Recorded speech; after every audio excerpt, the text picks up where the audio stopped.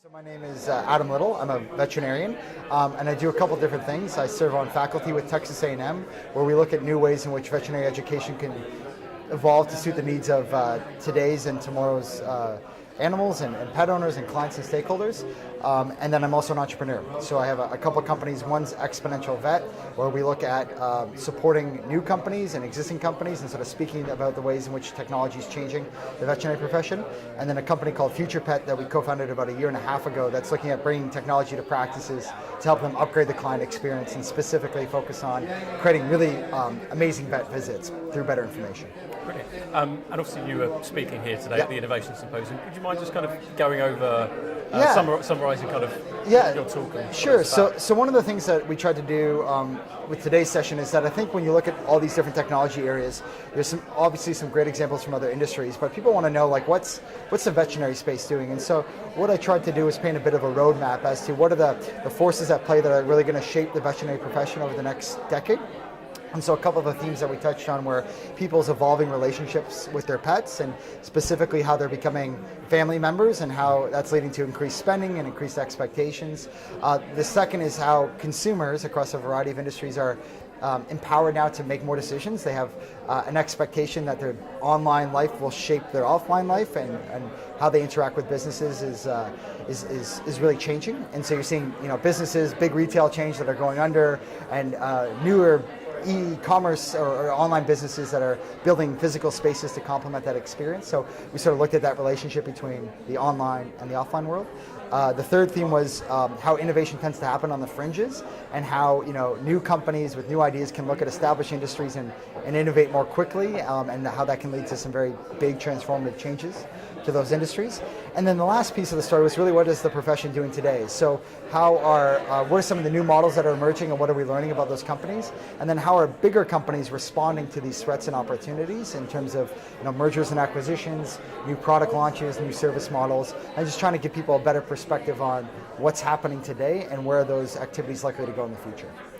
And what do you think the key differences are between the US and Canada and the UK in terms of attitudes towards innovation and also the regulatory environment as well? Yeah, so I think it's interesting, like in particular in the US, there's like a lot of capital out there associated with taking risk, right? There's an appetite there where people understand that if you're going in to pitch your company, you better be pitching a story where you could transform that industry. Otherwise, most people aren't necessarily interested in investing. So you have to have this big, bold vision that in a lot of ways is likely to upset or disrupt some of the incumbents, right? That's kind of the stake of the game.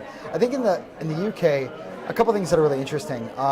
The first is that I think attitudes towards things like subscription care plans and insurance are very different, right? So when you talk to some of these practice groups, there's just some different financial models out there that I think will change, could provide some interesting ways in which we can bring innovations to market. And then specifically around the regulatory piece, I think this is something that's kind of universal.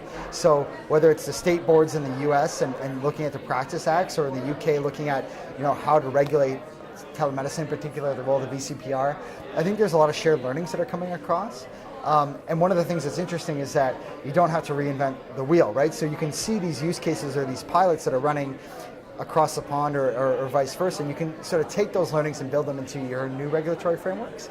And so I think that there has to be a lot of knowledge sharing in these areas, and I'm encouraged to see that happening.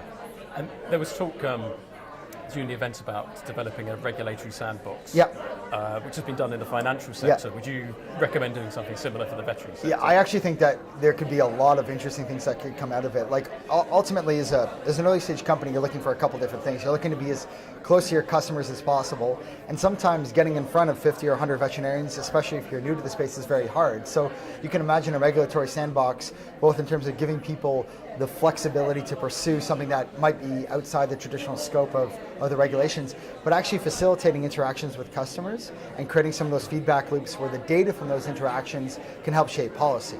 So the RCVS has access to lots of practitioners, and you can imagine a situation where they can say, look, here are 5 things that we're not sure if they're going to be the greatest thing for you, but we're going to create collisions and facilitate conversations, and we're going to use your data and feedback to then go find more appropriate innovations, accelerate these relationships, and just overall maintain a sort of sensitivity to the forces at play.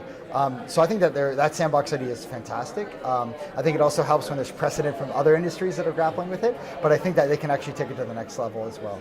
Brilliant. Great. Well, thank you very much for your time. Awesome. Thank you very much.